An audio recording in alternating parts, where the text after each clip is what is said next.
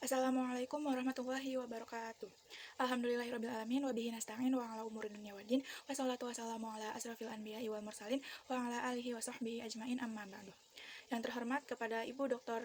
Helna Nelis, MPD, selaku dosen pengampu mata kuliah pengembangan kurikulum, saya di sini Dian Syafiratul Jannah dengan NIM 231211112 akan menjelaskan hasil jawaban UTS saya sendiri. Baiklah, yang pertama adalah pengembangan kurikulum yang dimaknai sebagai kurikulum implementation dan kurikulum evaluation. Kurikulum implementation sendiri adalah proses penerapan ide, konsep, dan kebijakan kurikulum ke dalam tindakan praktis di lingkungan pendidikan. Proses ini mencakup aktivitas seperti perencanaan belajar, pelaksanaan kegiatan belajar mengajar, dan penilaian hasil belajar siswa. Contohnya adalah implementasi kurikulum merdeka di sekolah dasar di Bandung yang dimulai pada tahun ajaran 2022 sampai 2023. Guru-guru menerapkan pembelajaran berbasis proyek dan diferensiasi sesuai dengan kebutuhan siswa. Sedangkan kurikulum evaluation adalah proses sistematis untuk menilai efektivitas dan efisiensi kurikulum dalam mencapai tujuan pendidikan. Evaluasi ini mencakup analisis terhadap desain kurikulum, pelaksanaan, dan hasil belajar siswa. Contohnya adalah evaluasi kurikulum Merdeka Belajar Kampus Merdeka di perguruan tinggi yang menilai sejauh mana program tersebut meningkatkan kompetensi mahasiswa sesuai kegiatan di luar kampus. Baiklah, lanjut ke nomor 2 adalah desain kurikulum memainkan peran penting dalam menentukan bagaimana materi pembelajaran disusun, dipresentasikan, dan dievaluasi dalam konteks pendidikan. Ada beberapa jenis desain kurikulum yang digunakan dalam praktik pendidikan, masing-masing menekankan pendekatan yang berbeda dalam penyusunan pembelajaran. Di antaranya adalah subject matter centered curriculum dan interdisciplinary curriculum. Subject matter centered curriculum itu pendekatan ini melibatkan pada isi dan materi pembelajaran yang disusun berdasarkan disiplin ilmu tertentu. Setiap mata pembelajaran diajarkan secara terpisah dan terstruktur dalam tujuan utama mengembangkan kemampuan intelektual siswa dalam bidang ilmu tertentu. Contohnya di sekolah menengah, mata pembelajaran seperti matematika, fisika, dan sejarah diajarkan secara terpisah masing-masing dengan kurikulum dan tujuan pembelajaran yang spesifik.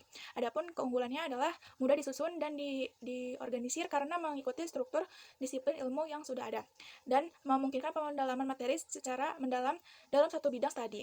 Lalu kelemahannya adalah kurang memperhatikan keterkaitan antara mata pelajaran sehingga siswa mungkin kesulitan mengintegrasikan pengetahuan secara holistik dan cenderung menekankan hafalan daripada penerapan konsep secara menyeluruh.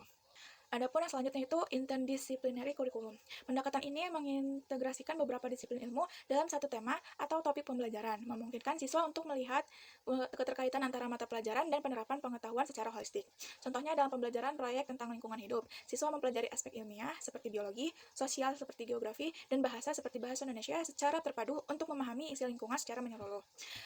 Keunggulannya itu mendorong siswa untuk melihat hubungan antar konsep dari berbagai disiplin ilmu dan meningkatkan kemampuan belajar berpikir kritis dan pemecahan masalah melalui pendekatan holistik. Kelemahannya itu memerlukan perencanaan yang kompleks dan kolaborasi antara guru dari berbagai bidang studi.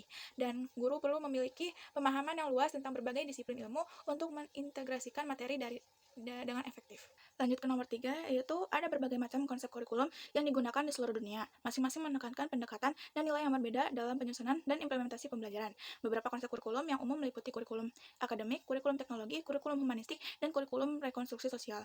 Kurikulum akademik cenderung melibatkan pada pengetahuan intelektual dan kemampuan keterampilan akademis seperti matematika, sains, bahasa, dan ilmu sosial.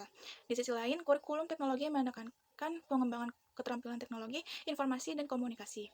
Kurikulum humanistik di sisi lain menempatkan fokus pada pengembangan aspek psikologis, emosional, dan sosial siswa. Sementara kurikulum rekonstruksi sosial menekankan pentingnya mengajarkan siswa untuk memahami lingkungan sosialnya, keadilan dan hak asasi manusia, serta untuk menjadi pembela dan advokat perubahan sosial positif. Isu sosial kontemporer seperti rasisme, seksisme, kelas sosial, diskriminasi, dan keadilan lainnya. Nah, penting bagi guru untuk memahami konsep-konsep teknologi dalam kurikulum pendidikan karena integrasi teknologi telah menjadi elemen krusial dan meningkatkan kualitas pembelajaran di era digital. Nah, beberapa alasan utamanya yaitu meningkatkan kualitas dan efektivitas pembelajaran. Teknologi memungkinkan pembelajaran yang telah interaktif, adaptif, dan personal. Dengan memanfaatkan teknologi, guru dapat menyajikan materi pembelajaran secara lebih menarik dan sesuai dengan kebutuhan individu masing-masing. Lanjut, kedua itu menyesuaikan dengan tuntunan kurikulum modern. Kurikulum merdeka misalnya menentukan pada fleksibel dan relevansi pembelajaran.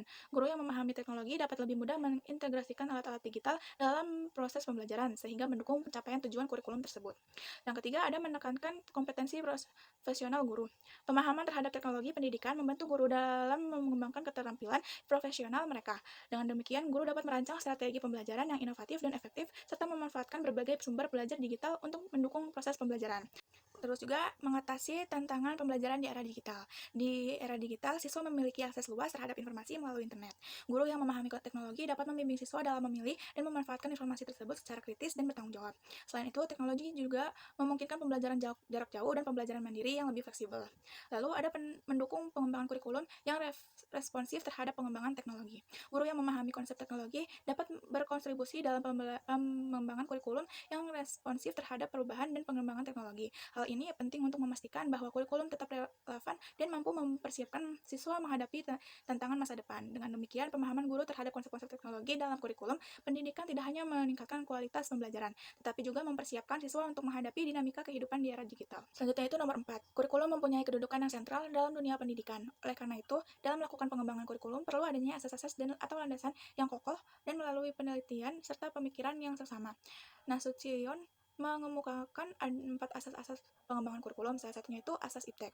Asas IPTEK dalam pengembangan kurikulum menekankan pentingnya integrasi ilmu pengetahuan dan teknologi dalam proses pendidikan. Hal ini bertujuan agar kurikulum tetap relevan dengan perkembangan zaman dan mampu membekali peserta didik dengan pengetahuan serta keterampilan yang diperlukan untuk menghadapi tantangan masa depan. Contohnya itu penggunaan teknologi dalam pembelajaran, mengintegrasikan teknologi informasi dan komunikasi dalam proses pembelajaran, mengembangkan keterampilan abad 21, menyusun kurikulum yang tidak hanya fokus pada pengetahuan akademik, tetapi juga mengembangkan keterampilan kritis, kreatif, kolaboratif, dan komunikasi yang relevan dengan kebutuhan dunia kerja yang terus berkembang. Dan pemanfaatan sumber belajar digital, menggunakan sumber belajar digital seperti e-book, video pembelajaran, dan artikel ilmiah daring untuk memperkaya materi ajar dan memberikan pengalaman belajar yang lebih luas pada siswa.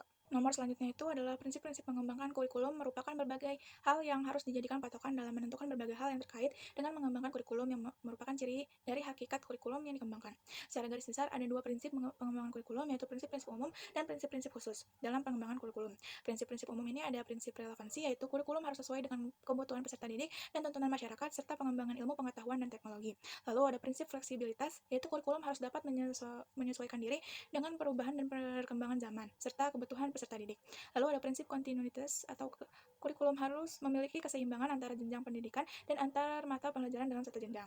Lalu ada prinsip efisiensi, yaitu kurikulum harus dapat dilaksanakan secara hemat waktu, biaya, dan tenaga, namun tetap berkualitas.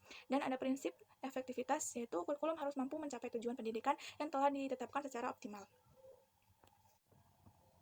Dan ada pun prinsip-prinsip khusus, yaitu prinsip penentuan tujuan pendidikan. Kurikulum disusun berdasarkan tujuan pendidikan yang ingin dicapai, baik tujuan umum maupun khusus. Ada pun juga prinsip pemilihan isi pendidikan. Materi yang dipilih harus relevan dan sesuai dengan kebutuhan peserta didik serta pengembangan ilmu pengetahuan. Terus juga prinsip pemilihan proses belajar mengajar. Metode pembelajaran yang digunakan harus efektif dan sesuai dengan karakteristik peserta didik. Ada juga prinsip pemilihan media dan alat pengajaran. Penggunaan media dan alat bantu pembelajaran yang tepat untuk mendukung proses pelajaran mengajar. Dan terakhir ada prinsip evaluasi. Evaluasi yang digunakan harus mampu mengukur pencapaian tujuan pendidikan secara objektif. Selanjutnya juga, prinsip kontinuitas adalah prinsip yang menekankan pada kesinambungan dan keterkaitan antara berbagai komponen kurikulum, baik secara vertikal antar jenjang pendidikan maupun horizontal antar mata pelajaran pada satu jenjang. Tujuan utamanya adalah agar proses pendidikan tidak bersifat terputus-putus, tetapi berlangsung secara terpadu dan berkesinambungan dari waktu ke waktu.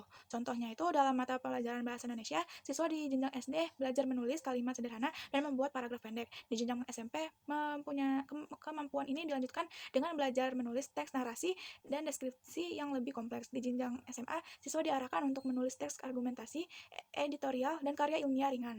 Contoh ini menunjukkan bahwa keterampilan yang diperlukan siswa di satu jenjang dikembangkan lebih lanjut pada jenjang berikutnya, sehingga pembelajaran berjalan secara progresif dan kesinambungan. Mungkin cukup sekian yang bisa saya sampaikan, kurang lebihnya mohon maaf. Wassalamualaikum warahmatullahi wabarakatuh.